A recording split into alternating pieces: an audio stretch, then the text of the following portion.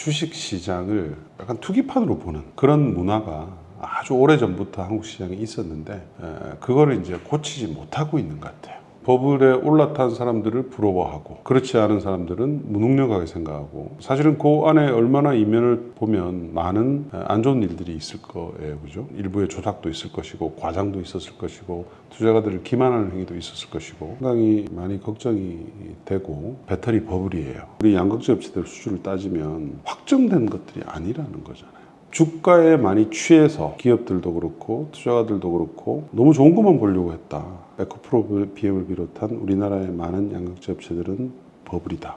처음으로 제가 그린산업 종목 안에서 매도 의견을 제시를 한 이유는 개인 투자가들의 한 분이라도 더 제가 보호할 수 있으면 보호하는 것이 필요하다고 생각을 해서 제가 그렇게 한 겁니다. 뭐 유튜브에서 나와서 이렇게 뭐 의견을 필요하신 그런 분들은 팩트의 왜곡이죠. 올 하반기에 에코프로 BM의 양극재 수출량에 대한 추정이 40% 이상 증가해요. 하반기가. 내년도에는 올해에 비해서 거의 70% 이상 수출량을 증가한다고 보고 있어요. 그럼에도 불구하고 내년도에 에코프로 BM의 PER은 70배가 넘습니다. 눈높이를 낮추시고 7, 80배, 100배 있는 이런 업체들에 대해서 투자하라고 상적으로 얘기할 수가 없죠. 모두 왜곡된 주장하는 사람들의 논리가 다 안 맞아요. 너무 위협적이라는 거죠. 중국 전기차가. 밸류에이션을 보셔야죠.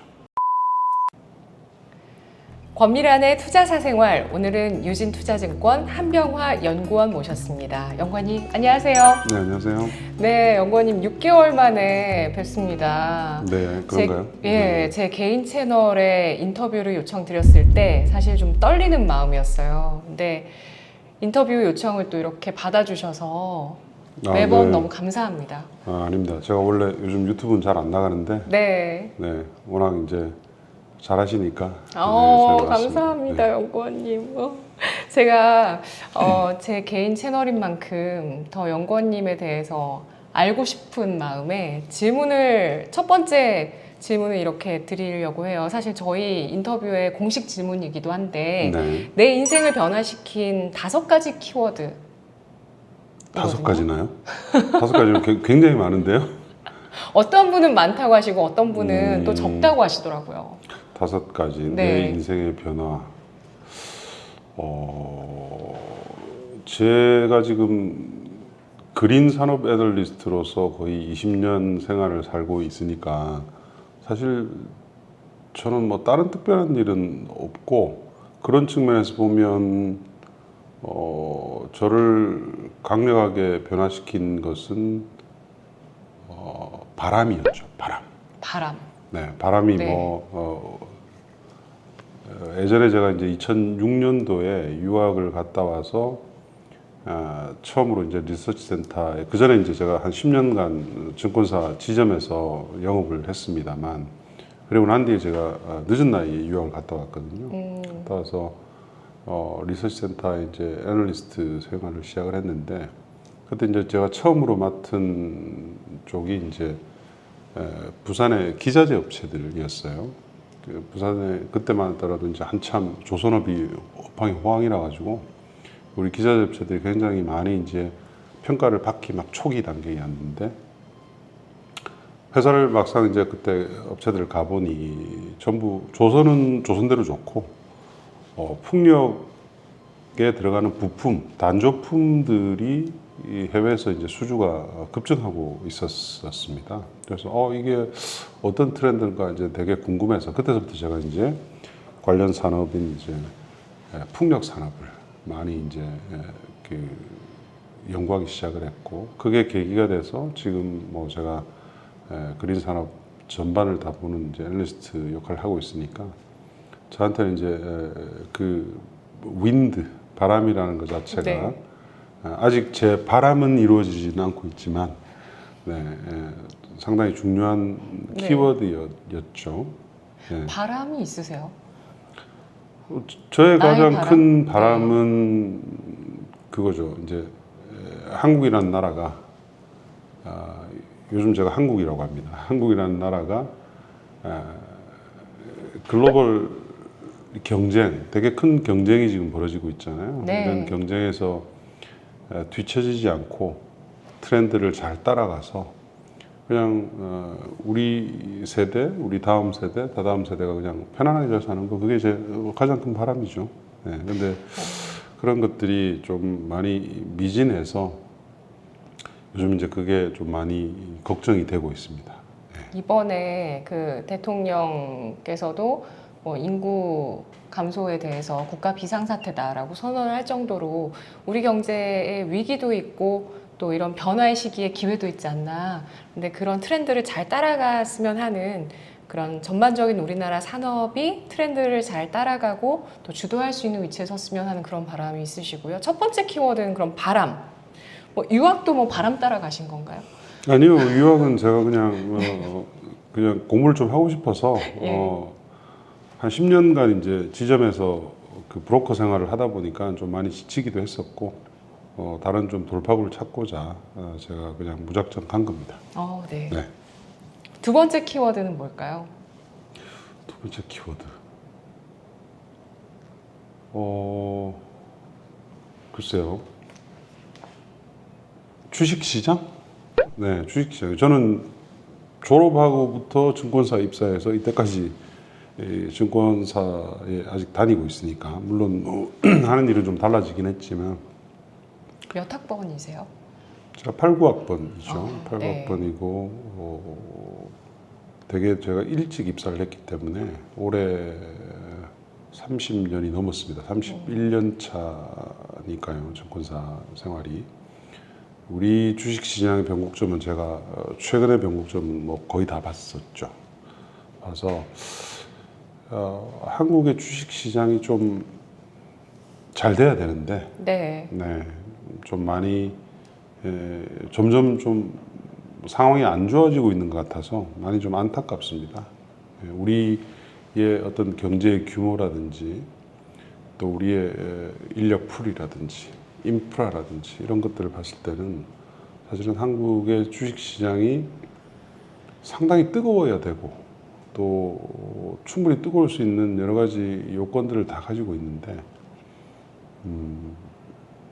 그게 좀 잘 안 되는 것 같아요. 그래서 왜 그런 걸까요? 여러 가지 이유가 중첩되고 누적되어 왔습니다만 네. 제가 보는 가장 큰 관점은 그거죠. 주식 시장을 그냥 약간 투기판으로 보는 그런 문화가 아주 오래 전부터 한국 시장에 있었는데 그거를 이제 고치지 못하고 있는 것 같아요. 그래서 그거는 이제 그걸 고치려면 정부도 노력을 해야 되고 투자가들도 노력을 해야 되고 그 안에서 플레이를 하는 모든 관련 그 사람들이 이제 인력들이 노력을 같이 해야 되는데 별로 그렇게 수십 년이 지났지만 변화되는 게 별로 없는 것 같아요. 그래서 항상 모든 걸 봤을 때는 주식시장에서 뭐 얼마 벌었어, 얼마 먹었어, 뭐 이게 이제 화두고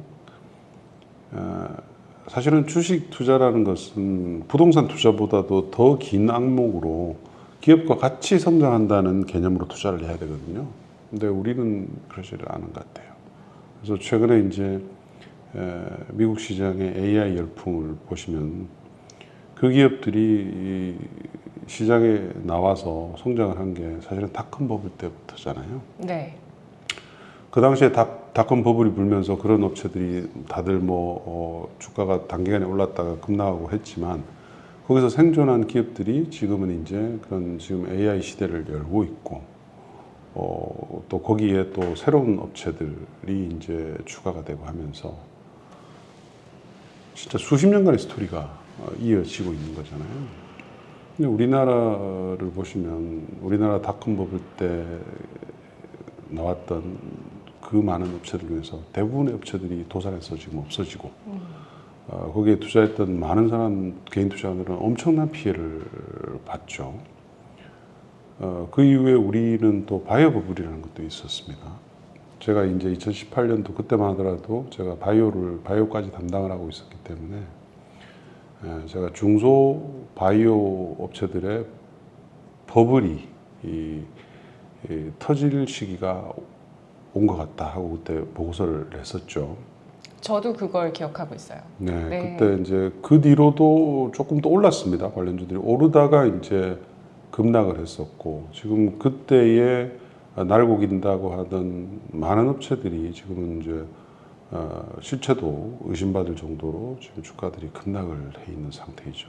그러니까 왜 자꾸 이런 일들이 우리나라에서는 주기적으로 반복이 되고 또 심지어 그런 버블에 올라탄 사람들을 부러워하고 그렇지 않은 사람들은 무능력하게 생각하고 사실은 그 안에 얼마나 이면을 보면 많은 안 좋은 일들이 있을 거예요, 그죠? 뭐 어떤 일부의 조작도 있을 것이고 과장도 있었을 것이고 투자가들을 기만하는 행위도 있었을 것이고 근데 뭐 별로 그거에 대한 어떤 그 처벌이라든지 이런 것들은 그냥 별로 없이 이제 넘어가고 있잖아요. 그러니까 주식시장이 여전히 3, 40년 전과 지금 똑같이 그냥 이거는 투기판이다. 내가 내 돈만 먹고 나오면 된다. 지금 대부분의 구성원들이 그렇게 이제 가고 있는 거죠. 그러니까 자본시장이 커지면서 그 자본시장이 기업들을 도와주고 기업은 또 성장하고 거기에서 또 주가가 올라가면서 투자가들이 자기의 부를 축적하는 이런 시장의 역할을 충실히 이해하지 못하면서 우리 많은 사실은 지금 많은 그 자산들이 우리가 지난 압축 성장 과정에서 누적이 되어 있잖아요, 우리 사회에. 이런 것들이 올바른 방향으로 쓰여지지 못하고 있는 거죠. 거기에서 이제 우리의 부동산 투기가 또 파생이 되고 여러 가지 하여튼 이런 문제들이 있는 것들은 우리가 고치지 않으면 글쎄요, 구조적인 어떤 성장을 할 수가 없는 그런 요인 중에 하나입니다. 네. 결국에는 우리 경제가 뭐 많은 어떤 자산들의 가격이 오르는 것은 결국에 부차적인 문제가 될 수 있고 이런 기업들이 자금을 조달하는 창구 그리고 또 그런 기업들의 과실을 분배하는 그런 창구적인 역할로서 주식시장이 좀 잘 투자 문화가 안착돼야 되는 측면이 있는데 다 노력해야 된다라고 하셨는데 저희도 그 부분에 대해서 앞으로 이 시간을 통해서 많이 얘기할 건데 정부 차원에서는 밸류업 프로그램 하고 있잖아요. 예, 근데 뭘 해야지 투자 문화가 좀 안착될까요? 혹시 하나만 딱 얘기해 주시면. 밸류업이라고 이제 화두를 던져 주신 거는 상당히 감사한 일이고 긍정적인 일입니다. 네. 그러나 이제 그 밸류업이 실행되기 위해서는 법적인 조치들, 뒷받침들이 이제 있어야 되고 그 법적인 뒷받침에서 기업들이 조금 손해 보는 일도 있을 거예요. 좀 불리한 일도 있을 것이고 그러나 이제 그런 것들을 서로 기업과 투자가들이 머리를 맞대고 중장기적으로 어떤 선으로 절충해서 법적인 변화가 있을지에 대해서 좀 있어야 되고요. 특히 이제 중장기 투자에 대해서 중장기 투자를 권유하는 여러 가지 제도들을 만들어야 돼요. 그러니까 기업들에 대해서 1년 이내에 투자하는 사람들, 또 뭐 초단기에 투자하는 사람들과 3, 4년, 5년 혹은 10년 이상 투자하는 사람들에 대해서는 당연히 차별화된 과세 정책이라든지 배당 정책이라든지 뭐 하다못해 증여와 관련된 거라든지 이런 것들을 혜택을 줘야죠. 네. 그러면 자연스럽게 투자를 하는 사람들이 길게 보고 투자를 하게 되는 거죠. 특히 거액자산가들은 단기 뭐 주식의 이런 흐름보다는 내가 상속이나 증여하는 데 있어서 내가 주식 투자를 5년, 10년, 15년, 20년 이렇게 하면 이런 감면이 있어. 그럼 그런 문화가 이제 정착이 되는 거죠. 그러면 주식을 볼 때도 좀 긴 흐름으로 봅시다. 단기에 이런 크고 작고 이런 흐름들이 네. 많이 이제 좀 누그러들겠죠. 네. 네, 결국에는 미래 세대를 위한 투자를 해나가는 그런 자금에 대해서는 또 세제 혜택이 주어진다면 충분히 그러한 투자 문화가 장기적인 투자 문화가 안착될 수 있을 거라고 보시는 거고요. 키워드 바람, 주식시장 하나 제가 만들었어요. 어떤가요? 변곡점 킬러. 변곡점 킬러. 제가 기억하는 2018년 그리고 네. 저희 그 2023년 지난해 12월에 했던 그 배터리 릴레이 인터뷰에서도 연구원님의 어떤 뷰가 적중한 건 지금까지 지난해 12월부터 지금 6개월 과정을 봤을 때는 아마 다들 결과론적으로 인정을 하실 것 같습니다. 네 번째 키워드는 뭘까요?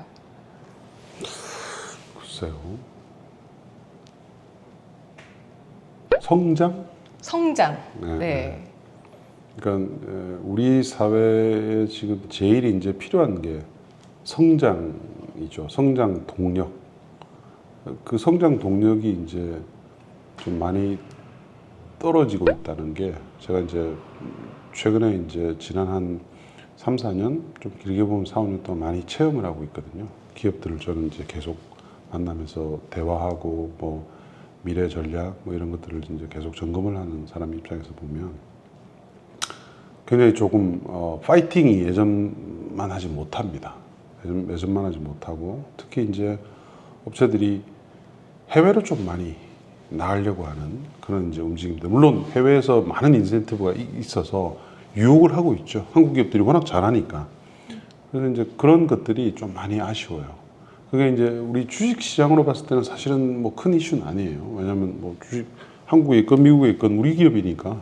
그러나 우리 사회로 봤을 때는 굉장히 안 좋은 일이죠. 우리 안 그래도 인구라는 그런 구조적인 인구 감소는 구조적인 문제에 닥쳐 있는데 네. 우리 전 세계에서 가장 잘하는 우리 기업들이 해외로 어떤 뭐 이전을 한다든지 이런 문제들에 맞닥뜨려지면 좀 많이 아쉽죠. 그래서 이런 것들을 이제 어떻게 좀 변화시킬 수 있을까 하는 것들을 정책 당국자들이 고심을 좀 많이 해야 되고요. 특히 주식을 하시는 분들이 사실은 그런 데 대한 마인드가 확실하게 있으셔야 돼요. 네, 그래야지 이게 이제 변할 수가 있습니다. 네. 그러니까 그 말은 결국은 지금 글로벌 트렌드 변화하고 있는 이런 여러 가지 이제 중요한 글로벌 트렌드들이 있잖아요. 그런 트렌드들을 우리 기업들이 성장을 위해서 얼마나 잘 따라가느냐. 그게 이제 핵심인 거고 그 과정에서 기업뿐만 아니라 국가도 따라가려고 노력을 해야죠. 우리 걸 뺏기면 안 되니까. 그래서 성장이 굉장히 우리 기업들도 그렇고 우리 국가로 봤을 때도 중요한 트렌드 키워드다 이렇게 볼 수 있을 것 같습니다. 네, 그렇습니다. 우리 것을 뺏기면 안 된다. 우리 것에 대한 어떤 인식 이런 것들이 우선돼야 네. 결국에 해외로 또 빠져나가는 이런 밸류 체인들을 국내로 또 가져오지 않을까 네. 이런 생각도 들고요. 마지막 키워드가 나왔습니다. 제일 확실한 키워드는 네. 탄소 중립이죠. 탄소 감축. 이게 이제 저한테는 가장 중요한 키워드이고요. 이거는 사실은 근데 저뿐만 아니라 우리나라의 모든 기업들 그리고 심지어 우리 정부까지도 가장 중요하게 생각해야 되는 키워드입니다. 전 세계가 지금 두 가지 축으로 움직이고 있어요. 하나는 AI를 중심으로 한 디지털라이제이션, 하나는 탄소 감축으로 인한 모든 산업 구조의 전환이에요. 이 축으로 움직이고 있는데 우리는 굉장히 여러 가지 모든 사회의 구조라든지 또는 주식을 투자하는 사람들의 마인드라든지 또는 기업들이라든지 이런 것들이 거기에 지금 뒤처져 있습니다. 탄소 감축 목표는 우리가 이미 세계에 약속을 해서 발표를 했고 거기에 따라서 여러 가지 이제 산업들이 변화를 해야 되는데 못 따라가고 있죠. 우리 뭐 정부의 정책도 일부 부족한 부분도 있고 기업들도 해외에서는 이런 흐름들을 따라가면서 국내에서는 어떤 그 정책적인 지원이라든지 정책적인 압박이라든지 이런 것들이 좀 부족하기 때문에 조금 나태해져 있는 그런 면들이 좀 있게 되거든요. 그러니까는 이게 이제 차곡차곡 지금 쌓이고 있어요. 이런 잘못된 어떤 글로벌 트렌드를 따라가지 못하는 어떤 힘들이 이게 이제 한꺼번에 터지게 될 겁니다. 그러면은 우리 기업들이 되게 위험해지죠. 뭐 예를 들어서 쉽게 얘기하면 아리백, 탄소국경 조정세, 뭐 한두 개가 아닙니다. 뭐 배터리로 따지면 배터리 이력을 추정하는 배터리 패스포드 제도 유럽에서 하고 있죠. 또는 기업들의 ESG 공시 유럽이나 미국도 이제 시작을 합니다. 그러면 우리 기업들의 주무대는 국제 시장이잖아요. 우리나라는 작으니까. 그런 트렌드에 따라가지 못하게 되면 뒤처지게 되는 거거든요. 뒤처지게 되는 거고, 심지어 고객을 잃게 되는 거고. 근데 눈앞에 다가왔는데도 별로 우리나라에서 일어나는 변화는 그렇게 크게 보이지 않잖아요, 지금. 뭐 재생에너지가 OECD 뭐 꼴찌라든지, 전기차 전환도 좀 빠른 것 같더니 되게 지금 늦어지고 있고, 뭐 하여튼 여러 가지 부분들. 탄소를 줄여야 되는 탄소 국경 조정세에 해당되는 우리 철강 업체들, 뭐 알루미늄, 비료, 뭐 이런 여러 가지 업체들이 시원시원하게 지금 진척이 되는 게 별로 없는 상황이란 말이죠. 그러면 결과적으로는 뒤처질 수밖에 없는 거죠. 네, 그래서 상당히 많이 걱정이 되고, 우리 모든 구성원들이 가장 최상위 개념에 이것을 올려놓고 이것을 기준으로 해서 앞으로 투자를 하신 눈도 이렇게 이제 항상 이것에 대한 스크리닝은 하고 투자를 하셔야 돼요. 그러니까 내가 이 어떤 산업에 투자를 하든, 투자하는 기업이, 네. 내가 투자하는 산업이 예. 과연 글로벌 탄소 감축의 트렌드에 부응하는 산업이냐, 부응하는 기업이냐를 제일 먼저 스크리닝 해내고 거기에 부합한다면 투자를 하셔야 된다는 거죠. 네. 그렇지 않고 투자하는 것은 짧게는 이익을 줄 수도 있겠으나 중장기적으로 보면은 사실은 기업 가치가 이제 하락할 수밖에 없는 그런 일입니다. 앞으로 한병화 연구원님을 한그린 연구원님이라고 불러드릴까요? 아니 연구원님 키워드를 여쭤봤는데 이분이 혹시 나라 걱정하시느라 밤잠이 안 오시는 건 아니시죠? 이렇게 심각하게 또 나라 미래에 대해서 정말 걱정을 많이 하시는구나. 나의 키워드가 결국에 국가의 키워드였습니다. 그린 산업을 계속 연구를 하다 보면 예. 그런 생각이 생길 수밖에 없어요. 네. 왜냐하면 해외의 정책들과 해외의 기업들과 우리 기업들을 결국은 비교하는 거잖아요. 그러면 이제 우리의 이런 인식이라든지 우리의 이런 실행 정도라든지 이런 것들이 너무 늦다는 것을 몸소 체험할 수가 있기 때문에 걱정이 앞설 수밖에 없죠.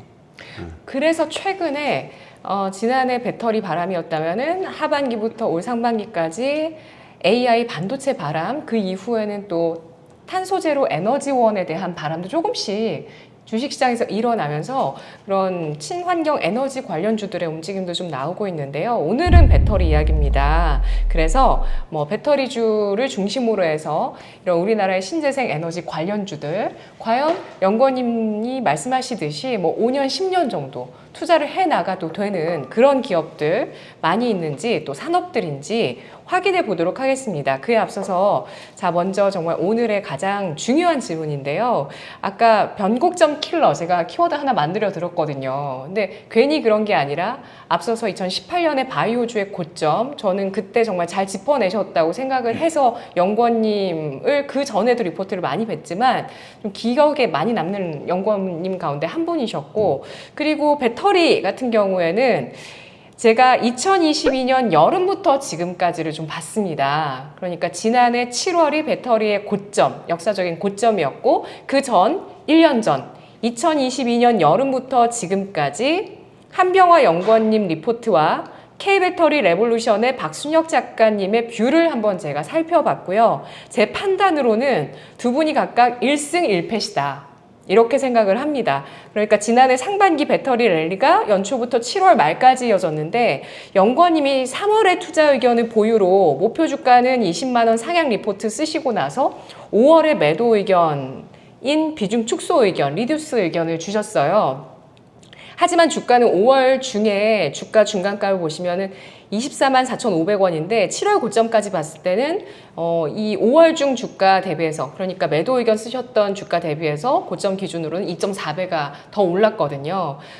배터리 강세론자들이 사실 큰 돈을 벌 수 있는 기회가 있었던 데 비해서 조금은 빠르게 매도 의견 주신 게 아닌가. 뭐 반대로 혹은 그때 좀 하락했을 수도 있는데 배터리의 바람이 좀 워낙 강했던 거 아닌가 이런 생각을 또 할 수도 있지만 네, 결과론적으로 어쨌든 얘기를 하자면은 그때 좀 연구원님이 1패를 하시지 않았나 이런 생각을 해봤고 근데 7월 말 고점을 찍은 이후에는 연구원님 말씀대로 배터리를 부정적으로 본 사람들이 돈을 벌었을 겁니다. 연구원님 뷰대로 에코프로 BM은 지지선을 내주는 모습이었고요. 특히 우리가 인터뷰를 했던 게 그 배터리 릴레이 인터뷰가 12월에 있었는데요. 그때 당시만 해도 주가가 한 28만 원 정도 됐거든요. 에코프로 BM. 근데 20만 원 선 아래로 떨어지면서 오늘도 18만 원 선을 깼습니다. 그래서 신저가를 경신하는 흐름을 계속 이어가고 있어서 이건 또 연구원님 뷰가 적중했다고 보실 수가 있는데요. 1승 1패에 우선 동의하시는지. 주식시장이 그렇게 대결하는 게 아니잖아요. 그런 진단 자체가 조금 좀 어색한데 근데 제가 아까 키워드 말할 때 주식시장 얘기를 하면서 우리 주식시장이 많이 왜곡되어 있다 이런 말씀을 많이 드렸잖아요. 그 대표적인 단적인 예가 작년 상반기에 있었던 배터리 버블이에요. 그때는 제가 버블이라는 얘기를 안 드렸어요. 왜냐하면 안 믿으니까 배터리 버블이라고 해봤자. 물론 모두 종목이 그렇다는 얘기는 아닙니다. 근데 지금도 리튬 가격이 워낙 강했잖아요. 아니요. 작년 상반기만 하더라도 이미 꺾이기 시작을 했죠. 리튬 가격은 꺾이기 시작을 했고 작년 3분기부터 에코프로 BM의 이익이 급격하게 불어졌잖아요. 그리고 그 이전부터 리튬 가격은 이미 약세의 그 조짐을 보이기 시작을 했고 왜냐하면 전기차에 대한 성장 속도가 이미 낮춰지고 있는 상태였고 거기에 이제 독일을 비롯해서 주요 국가들의 전기차 보조금이 축소가 이미 들어가고 있던 때였어요. 그래서 제가 이제 그 과도한 그 수급에 의한 플레이다 이렇게 말씀드렸고 그런 주가 상승 펀더멘탈에 의하지 않는 펀더멘탈과 반대로 움직인 거잖아요. 결과적으로는 업황의 약화가 뻔히 눈에 보이는데 주가는 오히려 거꾸로 크게 올라갔죠. 물론 거기에는 우리 그 일부 업체들이 막 그 수주를 발표하고 뭐 이러면서 그런 게 있습니다. 근데 그거 자체가 사실은 잘못된 관행이에요. 왜냐하면 배터리 소재 업체들, 심지어 배터리 셀 업체들의 수주도 픽스된 게 아니에요. 그렇죠. 왜냐하면 전기차가 팔려야지 나가는 거잖아요. 그래서 물론 배터리 셀 업체들은 팔리지 않게 되면 그에 따라서 받는 페널티 조건들이 있습니다.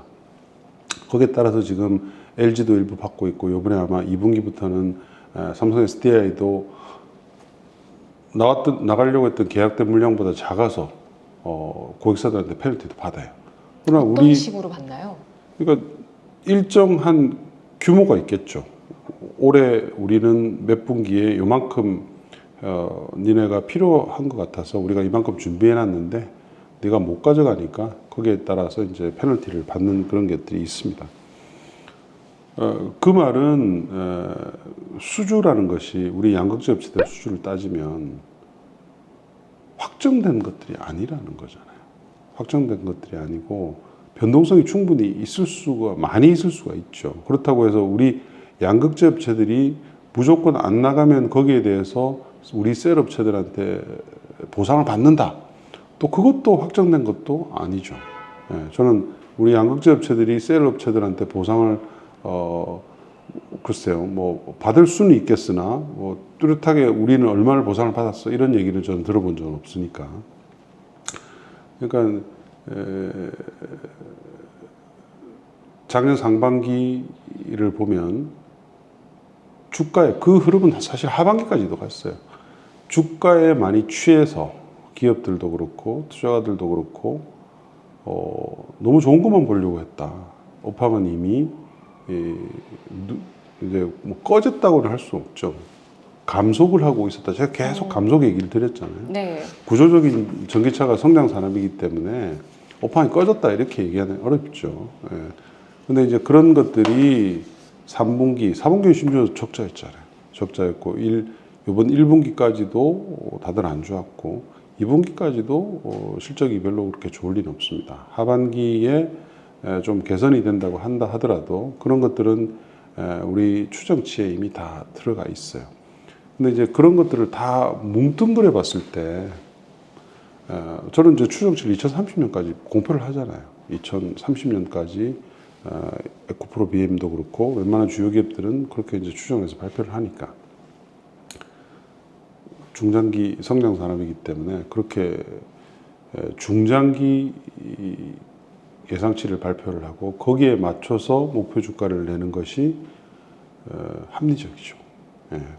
그러나 그런 중장기 예상치에서 봤을 때도 에코프로 BM을 비롯한 우리나라의 많은 양극재 업체들은 버블이다. 가격이. 그렇게 이제 봤던 거고 지금 이제 거기에 맞춰서 내려오긴 했는데 아직까지 버블이 해소됐다고 보기는 어렵습니다.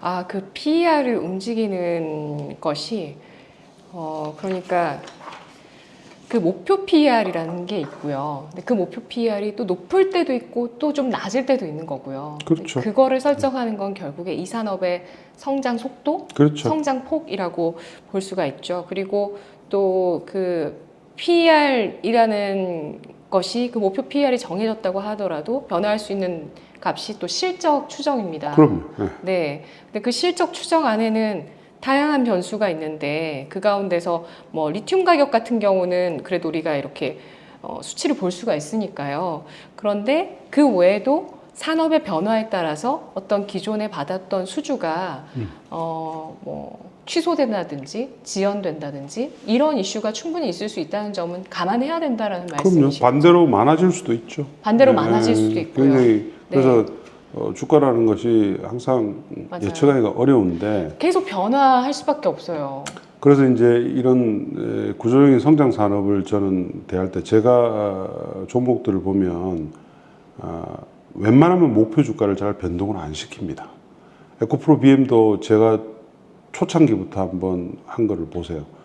거의 이 목표 주가를 변동을 안 시키고 조금 안 좋아도 계속 그냥 끌고 가는 거죠. 끌고 가서 그게 20만 원까지 올라간 거예요. 목표 주가가. 그러나 이제 그런 이제 말도 안 되는 버블이 발생할지를 전혀 예상을 못했죠. 그래서 이제 처음으로 제가 그린산업 종목 안에서 네. 매도 의견을 제시를 한 이유는 이거는 너무 심하구나.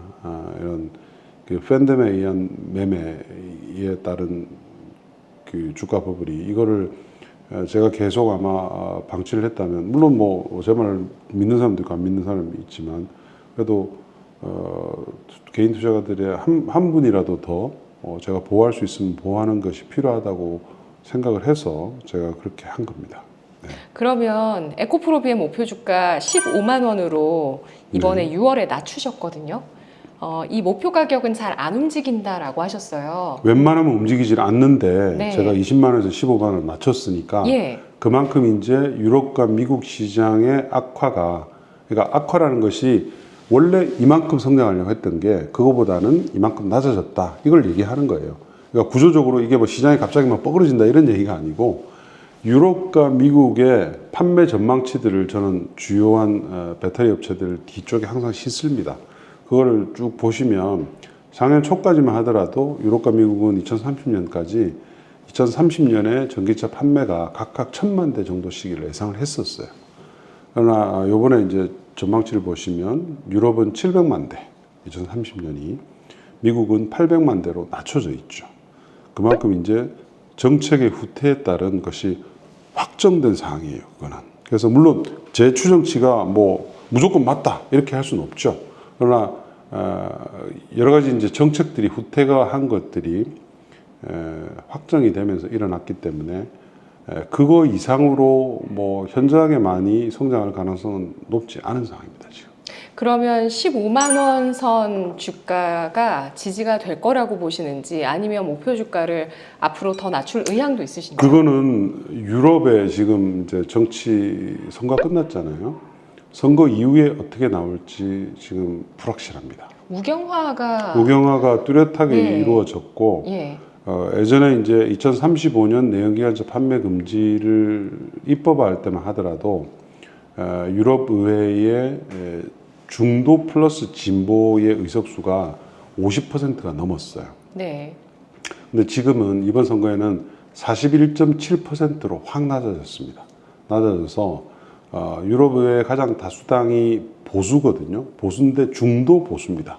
그래서 이 중도 보수가 지난번 선거에서는 좌파가 득세를 했기 때문에 좌파의 의견을 들어서 자기는 찬성은 않지만 전기차 내연기관차 판매 금지 2035년을 이제 통과시켰던 거예요. 근데 이번 선거는 이 다수당인 EPP가 유럽 의회 선거 전부터 자기가 다수당을 다시 탈환을 하면 내연기관차 판매 금지에 대해서 재검토를 하겠다고 얘기를 이미 했었고, 선거 이기고 난 이후에도 동일한 얘기를 하고 있습니다. 그리고 지금 뭐 프랑스도 그렇고 헝가리도 그렇고 여러 국가들에서 우파의 세력들이 워낙 많이 늘어난 상태이기 때문에 아마도 이에 대해서 논의가 굉장히 많을 것 같고요. 특히 가장 힘이 센 국가 독일에서부터 이제 이런 얘기들이 지금 많이 나오고 있는 상태예요. 그래서 저는 뭐 이게 유럽 자체가 어쨌든 합리적인 그래도 의사결정을 하는 지역이고 탄소 감축이라는 목표가 딱 있기 때문에 내연기관차 판매 금지라는 것 자체를 되돌릴 것 같지는 않아요. 그러나 이제 목표 연도는 2035년에서 조금 늦춰줄 수 있다. 한 5년 정도 늦춰지면서 네. 다른 부분에서 이제 탄소를 많이 감축하면 되니까. 그게 이제 왜 그러냐면 유럽도 그렇고 미국도 저렇게 이제 정책이 삐걱거린 이유는 고용이 압도적으로 많기 때문이에요. 자동차 산업의 고용이 미국은 한 200만 명 직접 제조 고용 인력이, 유럽은 한 300만 명 정도 됩니다. 그리고 간접 인력들, 뭐 리스라든지 여러 가지 이제 뭐 판매라든지 이것과 관련된 인력들은 두 국가 다 1000만 명이 넘습니다. 그렇기 때문에 빠른 전기차의 전환에 대해서는 항상 불만을 제시하는 세력들이 많이 있죠. 그게 보수파를 지지하는 그게 이제 표시인가요? 보수들이 주로 많습니다. 네. 그래서 유럽에서 다시 한번 정책들의 후퇴가 더 일어날 가능성이 아직 있고, 그러나 그것은 아직 저희가 일어나지 않은 일이기 때문에 지금 현재로서 그냥 보고 있는 상태이고요. 미국은 이제 당장 트럼프죠. 트럼프. 만약에 이제 이번 11월 대선에서 트럼프가 당선이 된다면 미국의 전기차 시장 성장은 급 브레이크가 걸릴 겁니다. 그래서 네. 그 부분들을 아마도 이제 그 뭐 유튜브에서 나와서 이렇게 뭐 의견을 필요하신 그런 분들은 또 그런 거에 대해서는 또 얘기를 안 해요. 잘 얘기를 안 하고 뭐 IRA는 이상 없을 것이다. 뭐 그렇게 얘기를 하죠.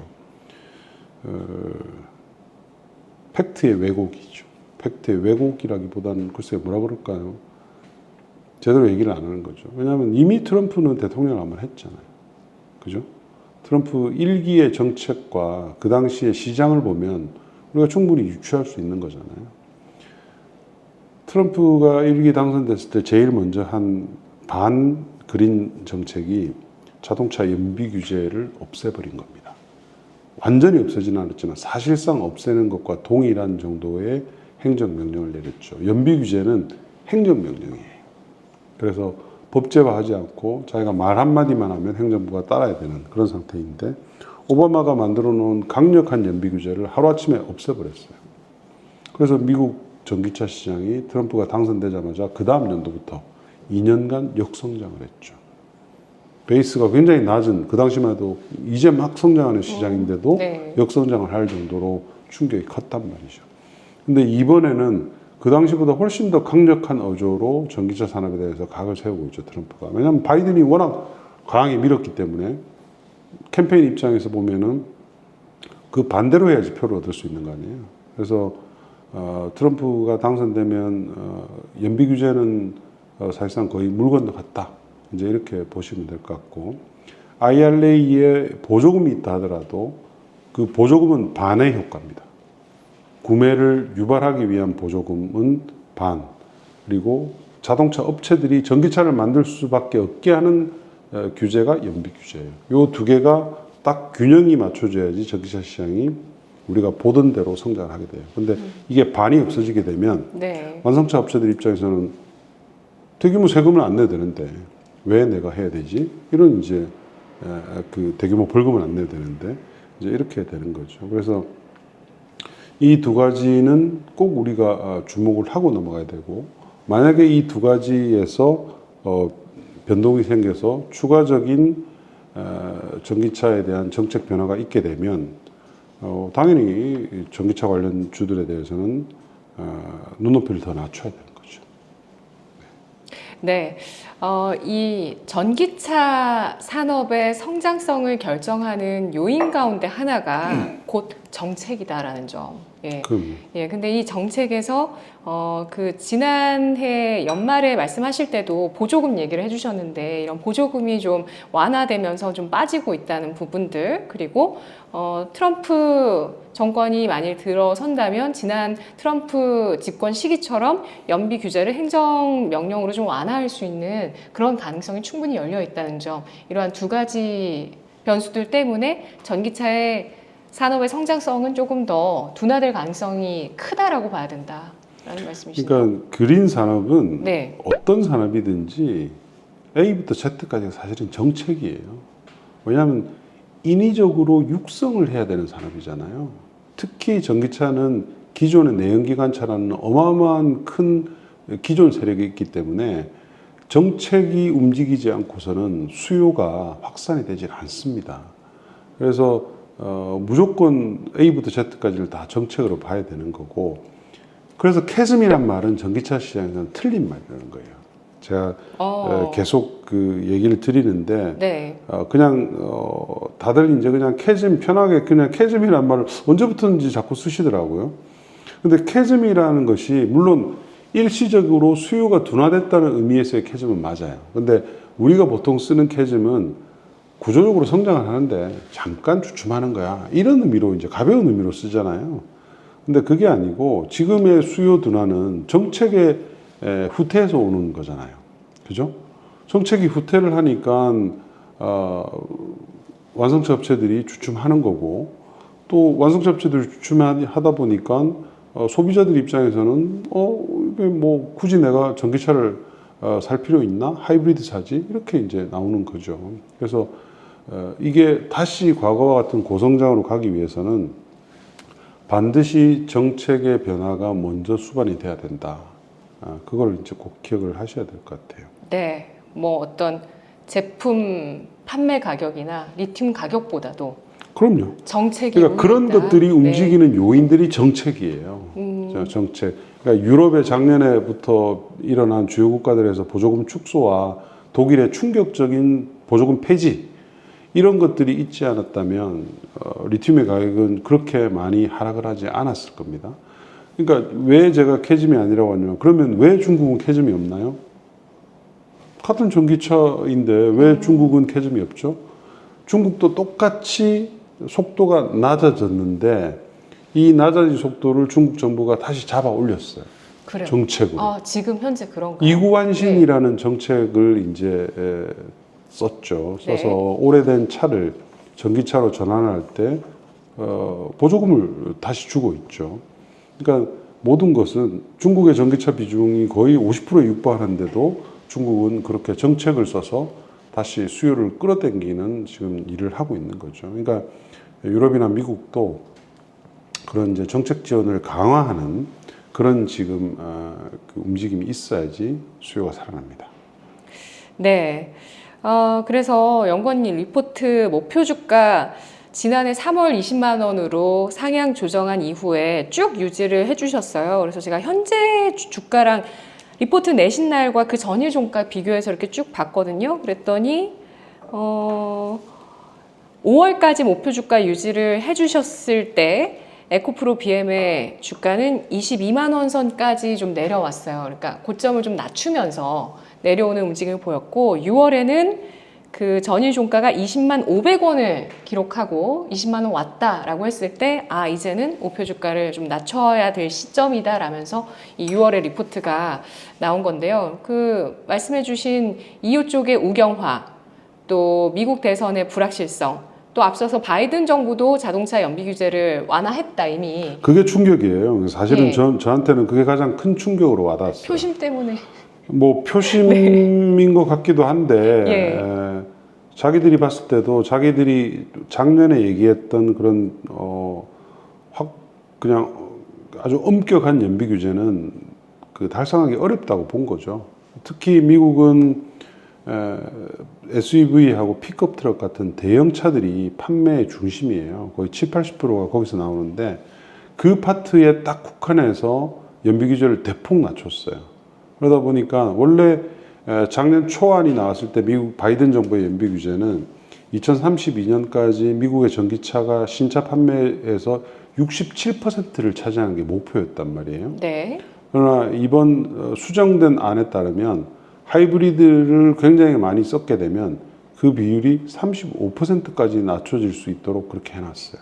2032년까지요. 32년이요. 네. 그러니까 얼마나 큰 호태입니까, 그게. 완성차 업체들, 그러니까 바이든 정부가 딱 그렇게 얘기를 해놨어요. 이 정책에 따르면 원래 완성차 업체들은 강력한 연비 규제 때문에 연간 140억 달러 정도의 그 벌금을 물 수가 있었는데 18억 달러로 낮춰졌다 하고 자기들이 그렇게 얘기를 했었죠. 그러니까 그만큼 완성차 업체들 입장에서는 다행이다. 바이든까지 이렇게 했네. 이러니까 이제 모든 계획들이 뒤로 늦춰지는 거죠. 포드도 그렇고 GM도 그렇고 미국에 투자하러 가는 많은 업체들이 지금 계획들이 조금씩 딜레이 되고 있는 그런 상황입니다. 네. 그리고 여기서 또 하나 눈에 띄는 점은 삼성 SDI 자회사 STM이라는 양극재 기업이 증설을 한다는 이슈도 넣어주셨어요. 이 내용은 짤막하게 좀 그거는 알아본다면. 제가 작년부터 계속 했던 내용이에요. 뭐 네. 제 텔레그램 채널도 보내고, 그러니까 배터리 셀 업체들 입장에서는 가장 많이 원가를 차지하는 게 양극재잖아요. 그래서 이제 양극재 업체들이 프리미엄이 붙고 뭐 여러 가지 일들이 있는데 그 말은 무슨 말이냐면 양극재를 내가 내재화를 하거나 어쨌든 싸게 조달하지 않으면 원가 경쟁력이 없는 거죠. 그러니까 SDI 입장에서도 STM이라는 업체가 이미 있고 그동안은 굉장히 작았는데 이걸 이제 굉장히 키우는 거고, 그리고 에코프로 BM하고의 합작사가 또 있죠. 에코프로 EM. 에코프로 EM은 SDI의 지분율이 40%입니다. 40%니까 될 수 있으면 에코프로 BM한테 주는 것보다 에코프로 EM한테 주는 거예요. 그래야지 자기가 40%만큼 회수할 수가 있잖아요. 네. 그래서 여러분들 확인해 보시면 돼요. 항상 그래서 에코프로 BM이 발표하는 실적은 영업이익은 별로 중요하지가 않아요. 지배주주 순이익. 에코프로 EM으로 SDI 지분이 나가는 걸 뺀 순수하게 에코프로 BM이 가져가는 몫이 얼마인가가 중요하고, 그거는 이미 작년부터 확연하게 차이가 나게 에코프로 EM에다가 많이 몰아주고 있다는 것을 우리가 재무제표로 확인할 수가 있죠. 네, 그렇군요. 그 내용, 그 지배주주 순이익이 중요하다라고 얘기하시고 그걸로 밸류에이션 해야 된다라는 내용은 지난해 연말 인터뷰에도 네, 그건 강조해 뭐 주셨던. 당연합니다. 왜냐하면 투자를 네. 워낙 많이 하기 때문에 앞으로 혼자서 할 수가 없어요, 이거를. 그래서 에코프로 BM도 보면 포드하고 같이 하잖아요. 캐나다 프로젝트도 포드도 하고 SK도 하고 같이 이렇게 하기 때문에 그래야지 투자 부담을 나눠서 치죠. 근데 그 말은 그만큼의 나의 몫이 준다는 거예요. 내가 모든 것을 다 할 때보다. 그럼 당연히 얘한테 떨어지는 순이익은 자기 몫만큼이 있는 것이고, 지배주 순이익이 당연히 회사의 가치를 평가하는 잣대가 되어야죠.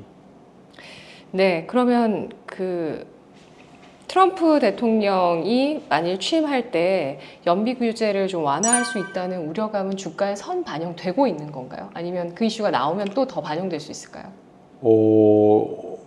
어느 정도는 되고는 있는 거는 같은데 너무 이제 우리 시장에 왜곡된 정보들이 많이 돌아다니다 보니까 그 트럼프의 연비 규제를 없앤다는 이슈보다는 IRA는 무사한 거 아니냐? 이런 것에만 관심이 좀 많은 것 같아요. IRA라는 큰 프레임은 바꾸기 쉽지가 않아요. 기업이기 때문에. 그러나 IRA도 사실 보면 특히 전기차 배터리와 관련돼서는 너무 많은 예외 조항들이 들어가 있어요. 왜냐하면 중국을 제외하고 할 수가 없기 때문에 중국을 막으면서도 미국 내에서 생산을 많이 하기 위해서 굉장히 다양한 예외 조항들이 많이 들어가 있거든요. 뭐 해외 우려 집단이라든지 이런 것들. 이런 것들은 핀포인트로 해서 바뀔 가능성이 있어요. 특히 만약에 공화당이 상원까지 다수당이 된다 그러면 이제 무력화까지는 아니지만 굉장히 훼손될 가능성이 있죠. 전기차 부분은 특히 그렇습니다. 다른 그린 산업이라든지 수소라든지 이런 부분들은 사실은 예외가 별로 없어요. 그냥 미국에서 만들어라 이게 끝이에요. 그러나 이거는 그렇게 할 수가 없기 때문에, 왜냐하면 중국의 밸류체인을 의지를 하지 않고 독자적으로 할 수 있었으면 그런 덕지덕지가 붙지가 않죠. 그래도 공화당은 중국을 배제하고 싶은 마음이 민주당보다도 더 큰 거 아닌가요? 그죠. 그러니까 네. 그렇게 되면 어떻게 되냐면 전기차 자체가 보조금을 받을 수 있는 전기차 자체가 확 줄어들게 되겠죠. 네. 우리 기업들도 다 똑같은 거기에 피해를 볼 수밖에 없어요. 왜냐하면 아직까지도 중국에서 우리가 완전하지 않기 때문에. 네. 그래서 혼란기를 좀 거칠 수밖에 없고, 근데 그런 건 제외하고 그래서 좋다 이거죠. IRA는 그래도 어느 정도 유지된다 이런 걸 가정한다 하더라도 연비 규제를 트럼프가 일기와 같이 만약에 무력화시킨다면 완성차 업체들 입장에서는 전기차를 빠르게 프로모션할 이유가 없어지는 겁니다. 네, 연구원님 배터리 장비주도 커버하시나요? 장비는 제가 커버 안 합니다. 커버 네. 안 하시죠. 근데 커버 안 하시는 쪽에서 요즘 좀 주가 괜찮은 쪽도 있거든요. 뭐 전극 공정 장비가 수주 규모가 사상 최대를 기록하고 있다고 해서 전기차 시장이 캐즘을 넘어서 결국에 큰 그림에서는 앞으로 성장할 것이다. 이런 전망을 하는 시각도 있고요. 실리콘 응급제로 좀 변환하면서 실리콘 응급제에 대한 기술력이 있는 기업이라든지 또 전구체 기업 가운데서 뭐 증설을 하고 뭐 실적이 좋아질 것 같다. 이런 기업들은 또 주가가 반응을 하는데, 자, 그러면 이제 연구원님이 커버하시는 그 내용 안에서 K배터리가 경제적 혜자를 보유한 산업이라는데 동의하실지 어떠신가요? 경제적 혜자라. 경제적 혜자라면은 어떤 그 기술 경쟁력이 우리가 남다르게 있다라는 그런 얘기죠, 그죠? 네, 독점력도 있을 수 있고 기술력이 높다는. 우리 업체들이 좋은 업체들이죠. 에코프로 BM도 굉장히 좋은 업체입니다. 예. 하이 니켈 양극재에서는 어쨌든 글로벌 1위 업체이고, 캐파도 뭐 가장 큰 수준이고요. 우리 대부분의 전기차와 관련된 배터리 소재 업체들이 좋은 업체들이죠. 좋은 업체들이고, 거기에 걸맞는 지금 이제 평가를 받고 있는 업체도 있고, 아직 미달한 업체도 있고, 저평가된 업체들도 있고 그렇습니다. 그래서 뭐 당연히 이 구조적인 성장 산업이고 관련 업체들은 중장기적으로 재평가될 가능성이 높다. 예, 그러나 일부 업체들은 이미 그런 2030년까지의 성장의 평가를 다 받고 있다.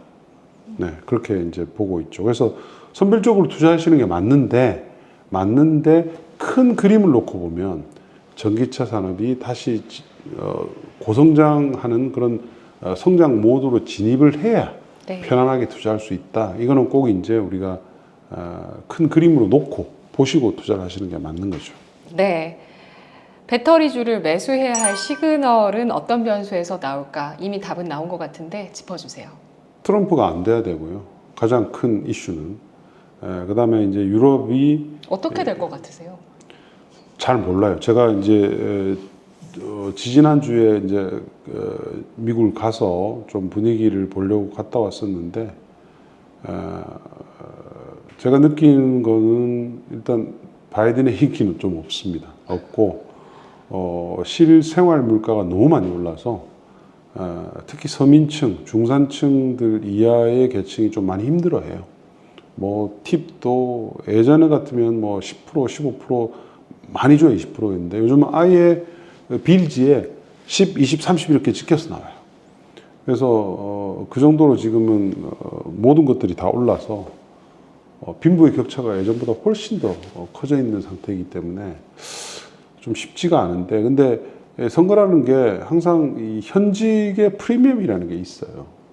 자기가 할 수 있는 마지막 순간까지도 네, 할 수 네. 있는 여러 가지 정책적인 것들이 있기 때문에 그것 때문에 미국장이 좀 더 오를 거다 이렇게 보는 시각도 있더라고요. 뭐 그러니까 사실은 까놓고 봐야 돼요. 그리고 트럼프 자체가 저는 뭐 트럼프를 너무 싫어합니다만 트럼프 자체가 언제 어떤 일이 있을지 모르는 사람이잖아요. 그 사람도. 그렇기 때문에 어쨌든 선거가 끝나야지 안다.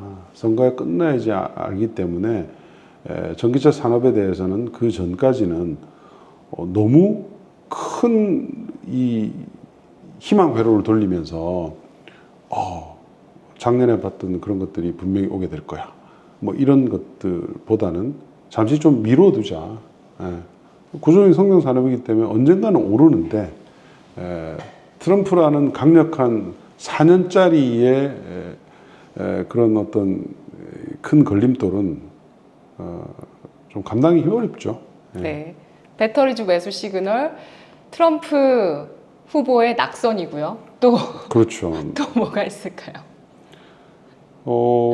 글쎄요. 정책이겠죠? 정책입니다. 네. 그러니까 결국은 이제 정책인데 유럽은 이제 새로운 쪽에서 이제 앞으로 5년 동안 정책을 펼칠 건데 제발 좀 뭐 유럽은 저는 사실은 큰 걱정은 안 해요.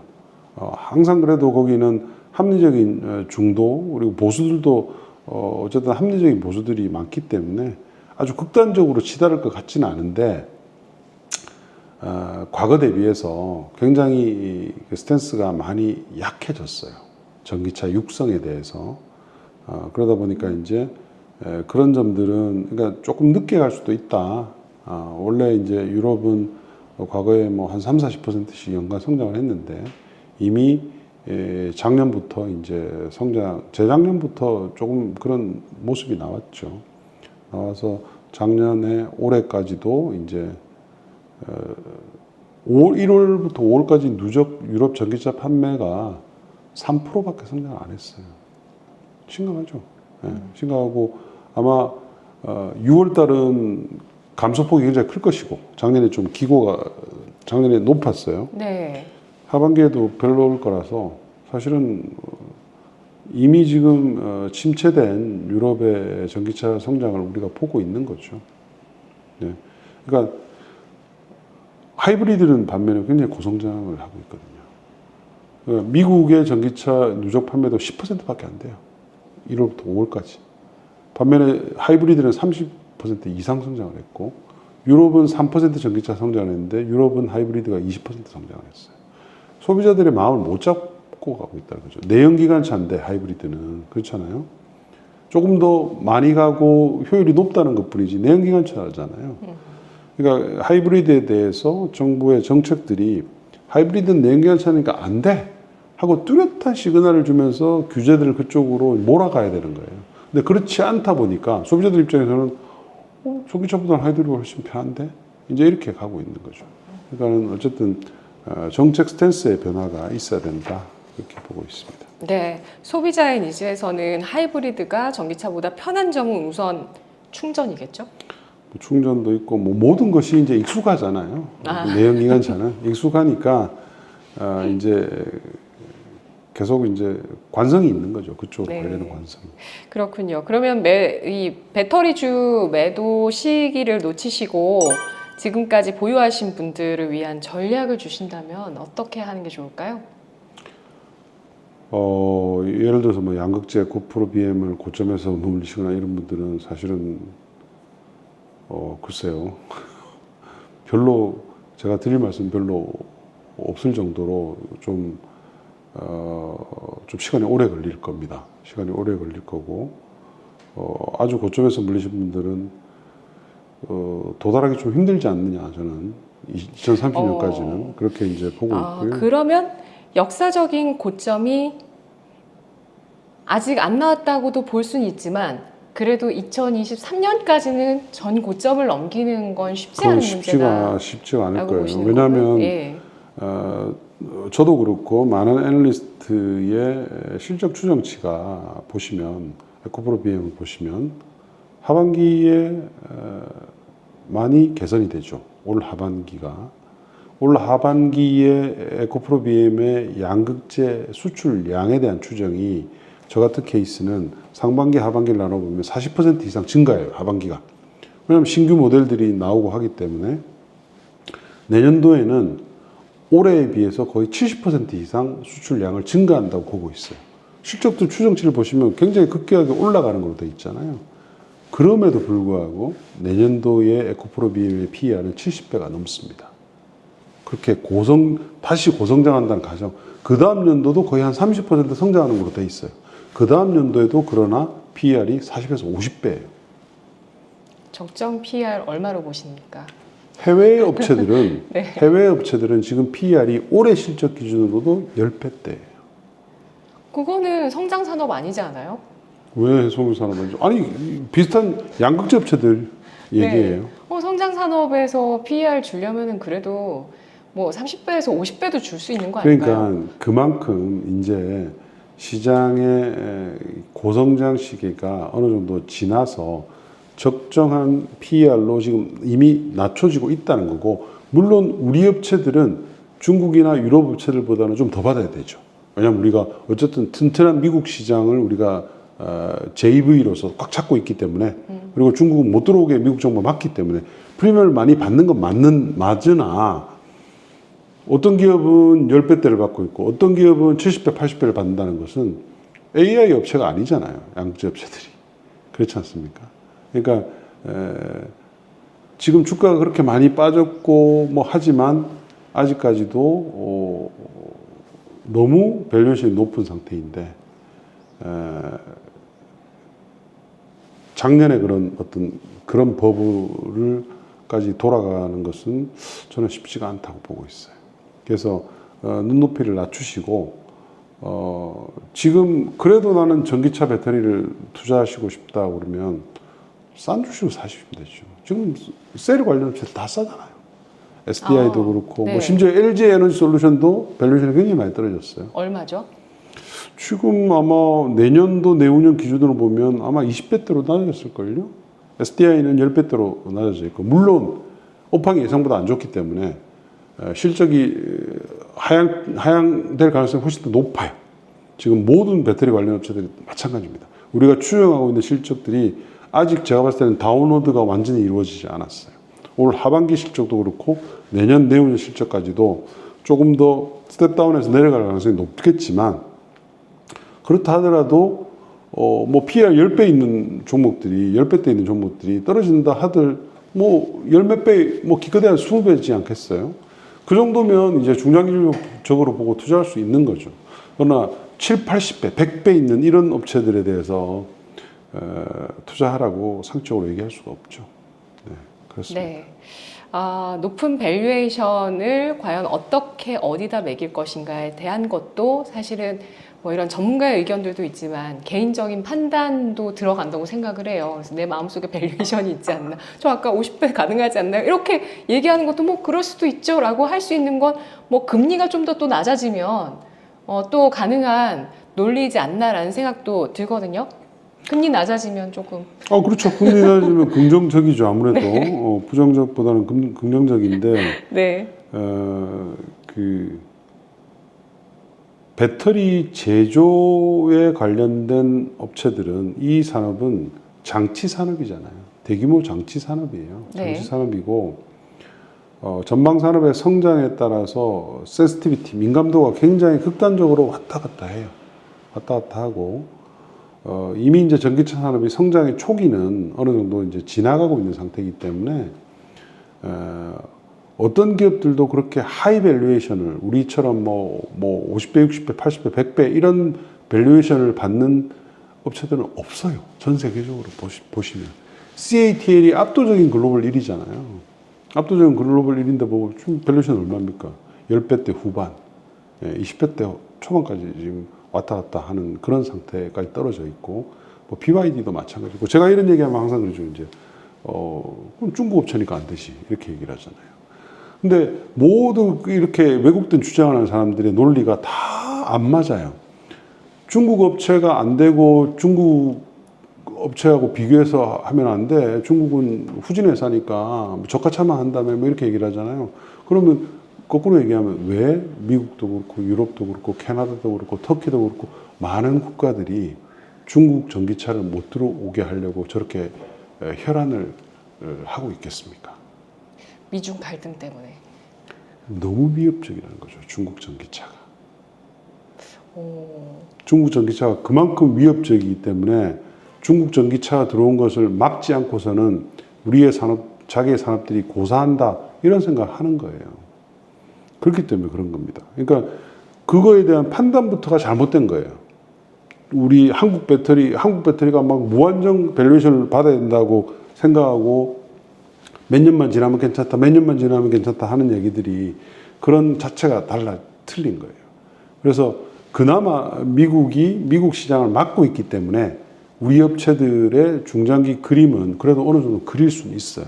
그러나 미국을 제외한 유럽, 이머징 국가들의 자동차 판매가 훨씬 더 큰 시장이죠. 글로벌리. 8천만 대를 보게 되면 미국을 제외한 다른 시장이 훨씬 더 크다고요. 근데 그 시장은 이미 중국의 전기차와 배터리에 의해서 굉장히 많이 오염이 된 시장이에요. 우리의 설당들이 점점 좁아지고 있다는 거죠. 그러니까 그런 점들을 꼭 좀 아시고 투자를 하시는 게 맞다. 주식 투자가 주식 투자는 현실이잖아요. 그죠? 뭐 어떤 그 무작정적인 어떤 그런 신념, 신봉으로 되는 시장은 아니라는 거죠. 그래서 꼭 그 점을 좀 알고 투자하시는 게 맞는 것 같다. 그렇게 봅니다. 네. 매도 시기를 놓치고 보유하신 분들을 위한 전략을 확인해 봤고요. 마지막으로, 한그린연구원님의 올해 유망 종목을 알아보도록 하겠습니다. 그러면 커버하시는 산업 그리고 기업들 내에서 프리미엄을 줄 만한 기업이 보이시는지 궁금하고요. 사실 그린 산업 관련주들은 지금 제가 계속 트럼프 얘기하고 뭐 유럽의 우경화 얘기하면서 그렇게 아주 예전처럼 지금 강하게 추천만 하진 않아요. 어떻게 될지 모르잖아요. 물론 트럼프가 당선된다 하더라도 트럼프 1기 때의 미국의 재생에너지 산업은 견조했어요. 굉장히 견조한 성장을 했어요. 그래서 뭐 저는 그렇게 크게 영향을 받을 것 같지는 않은데 투자 심리라는 게 있지 않습니까? 트럼프가 어떻게 되는가에 따라서 왔다 갔다 할 거기 때문에 밸류에이션을 보셔야죠. 이 회사가 트럼프가 당선돼서 조금 훼손된다 하더라도 지금 현재 주가가 얼마나 싼 국면인가 비싼 국면인가 이런 거로 봤을 때는 뭐 지금 현재 뭐 풍력 태양광 관련주들 괜찮습니다. 밸류에이션이 그렇게 높지 않아요. 전부 많이 주가들이 빠진 상태이기 때문에 네. 그런 주식들은 중장기 관점에서 매수하시는 건 괜찮다. 그리고 수소 관련주들에 대해서 좀 주목할 필요가 있다. 왜냐하면 수소는 우파들도 좋아하는 그린 에너지입니다. 유럽도 그렇고 트럼프도 그렇고 수소에 대해서는 오케이. 왜죠? 서로 이제 생각이 다른 거죠. 우파들은 수소를 자기들의 화석연료를 대체할 산업으로 보고 있어요. 자기들의 화석연료는 어쨌든 줄어들잖아요. 석유, 석탄, 뭐 천연가스 이런 것들. 그걸 대체하는 산업이 있어야 되는데 수소로 그걸 대체를 하고 싶어서 좋아하는 거고, 좌파들은, 진보들은 수소가 이 탄소 중립으로 가는 마지막 키를 쥐고 있거든요. 어려운 대중량 산업들 또는 철강이라든지 화학이라든지 이런 것들의 탄소 중립을 위해서는 반드시 그린 수소가 필요하기 때문에 서로가 이제 니드가 다르지만 어쨌든 수소는 중간에 있어요. 그래서 트럼프가 당선된다 하더라도 수소 산업에 대해서 지원은 계속 이루어질 거예요. 그건 이미 여러분 구글 같은 데 찾아보시면 그런 것들이 나옵니다. 그리고 유럽도 마찬가지고요. 그래서 최근에 이제 수소 관련된 생산 시장이 지금 투자가 활성화되고 있어요. 유럽도 그렇고 미국도 그렇고. 그래서 관련주들에 대해서는 좀 주목을 하실 필요가 있죠. 네. 그러면 이렇게 보내드리면 너무 아쉬우니까 말씀해주신 그 산업 내 핵심 기업들 뭐 커버하시는 기업 내에서도 좋고 아니면 해외 시장에서 뭐 대장주나 중심주도 말씀해 주셔도 좋고요. 풍력 태양광 수소 핵심주 꼽자면 뭐가 있을까요? 풍력은 CS 윈드가 있죠. 최근에 주가 많이 빠졌습니다. 빠졌는데 이 회사가 이제 그 실적이 예상보다 많이 안 좋았거든요. 1Q가. 근데 이제 그런 부분들이 아마 2분기부터 좀 정상화될 가능성이 높을 것 같고요. 트럼프에 대한 우려는 있습니다만 주가가 많이 빠져 있어서 저는 뭐 지금 가격은 나쁘지 않다 보고 있고요. SK 오션 플랜트라는 업체가 있습니다. 이 회사는 사실은 미국하고 유럽하고 아무 상관도 없는 회사예요. 대만 해상풍력 시장이 주력 산업이고 네. 주력 시장이고 우리나라가 이제 앞으로 해상풍력이 어쨌든 열릴 수밖에 없는 국가이기 때문에 거기에 지금 생산 기지를 갖고 있어서 대규모 또 투자를 하고 있죠. 그래서 괜찮고요. 그다음에 태양광은 뭐 여러분 잘 아시는 한화솔루션. 네. 태양광 제품 가격 때문에 지금 좋지는 않지만 어쨌든 태양광은 트럼프가 되게 되면 아마 중국 업체들은 발도 못 붙이게 될 거예요. 그래서 IRA가 어느 정도 그대로 유지가 되면서 중국 업체들이 계속 아마 쳐내게 되면 태양광 산업도 그렇게 나쁘진 않다. 그리고 유럽도 지금 태양광 수요는 굉장히 좋습니다. 다만 이제 문제는 중국 업체들의 공급 과잉으로 인한 이슈가 있는데 이 부분도 아마 내년도에는 굉장히 좀 많이 누그러들 거예요. 왜냐하면 지금 이미 관세 장벽을 다시 쳐서 미국이 중국산 태양광을 막고 있습니다. 지금. 그렇고요. 수소는 우리나라 업체 중에서는 미국의 수소 생산 시장에 진입한 업체가 상하 프론테크라는 업체가 있죠. 이 회사는 미국의 그 수소 생산하는 업체 중에서 굉장히 요즘 핫해진 업체가 있습니다. 그 업체가 제가 이름은 얘기를 못 하는데 그 업체가 지금 대규모 수소 생산 장비를 만드는 공장을 짓고 있어요. 그 공장이 이제 지금 공장 가동은 이제 거의 다 완공은 끝났고 내년부터 대량 생산 체제로 가게 되는데 거기에 이제 이 상하 프론테크가 멤브레인이라는 핵심 소재를 납품을 합니다. 네. 공급업체로 이미 선정이 됐기 때문에 그래서 미국의 수소 생산 시장에 진입한 업체다. 상하 프론테크. 그 정도 그렇게 이제 보시면 될 것 같아요. 실적은 그럼 내년 정도에 좋아지나요? 그렇죠. 내년부터는 실적이 좀 의미 있게 점프업을 할 것 같고요. 이 상하 프론테크는 슈퍼 엔지니어링 플라스틱이라는 아주 특수한 소재를 가지고 굉장히 다양한 영역의 소재를 납품을 하고 있어요. 뭐 반도체도 있고 배터리도 있고 수소도 있고 뭐 여러 가지가 있어서 영역이 계속 지금 확대가 되고 있습니다. 그래서 좀 주목할 만한 주식으로 워낙 이제 예전에 많이 올랐다가 현대에 이제 넥소 수소차에 납품을 했었거든요. 소재가. 근데 현대가 이제 수소를 제대로 안 하면서 많이 빠졌죠. 빠졌다가 최근에 이제 좀 바닥에 좀 오르고 있는데 내년 초에 넥소 차기 모델이 나옵니다. 현대가 이제 수소차를 다시 조금 지금 빠르게 다시 하고 있는 상태예요. 모비스가 생산하던 그 수소 연료진 파트도 현대차가 도로 가지고 왔잖아요. 그래서 집중적으로 수소를 조금 육성하는 쪽으로 방향이 좀 달라지고 있는 상황이기 때문에 수소와 관련된 업체들, 국내 업체들, 특히 이제 상하 프론테크와 같은 미국 시장에 진출한 업체들에 대해서는 좀 주목해서 보실 필요가 있다 이렇게 보입니다. 네, 알겠습니다. 5년 후, 10년 후를 내다보고 우리나라 그린 산업에 투자하는 거 찬성. 그럼요. 찬성하시죠? 알겠습니다. 그 안에서 좀 성장 둔화로 인해서 주가가 빠지는 쪽도 있지만 또 그런 손실 보시는 분들의 또 해답도 여러분들만의 해답으로 가져가실 수 있을 거예요. 정고점 회복 못해도 우리가 좀 잘 그것도 해결해 보고 그리고 또 새롭게 투자할 수 있을 만한 또 떠오를 수 있을 만한 그런 분야에 대해서도 오늘 알아봤습니다. 주식 시장에 대해서 재단을 하면 안 돼요. 맞아요. 어떤 주식에 대해서 되게 네. 어려운 거고 누구도 이거는 예상할 수가 없는 겁니다. 그래서 항상 수업료도 있고요. 그럼요. 그래서 그러니까 저 같은 사람은 그런 변화에 따라서 지금 현재의 시점에서 제가 볼 수 있는 한계에 대해서 여러분들한테 말씀드리는 거잖아요. 이게 또 변화하게 되면 또 제가 어떤 얘기를 하게 될지 몰라요. 맞아요. 또 다른 그쵸? 얘기 하실 수도 있죠. 그럼요. 그래서 대신 이제 이런 주장을 하는 사람들은 자기의 주장에 대한 근거가 팩트에 기반해야 되고 명확해야 돼요. 그렇죠? 근데 이게 팩트에 근거하지 못하고 굉장히 왜곡되고 과장된 어떤 정보에 의해서 막 아무 얘기나 하는 것들은 문제가 심각해지죠. 그런 것들이 일으키는, 특히 우리나라는 쏠림 현상이 심한 주식시장이잖아요. 그런 부작용에 대해서 우리가 좀 생각을 해봐야 될 때죠. 네.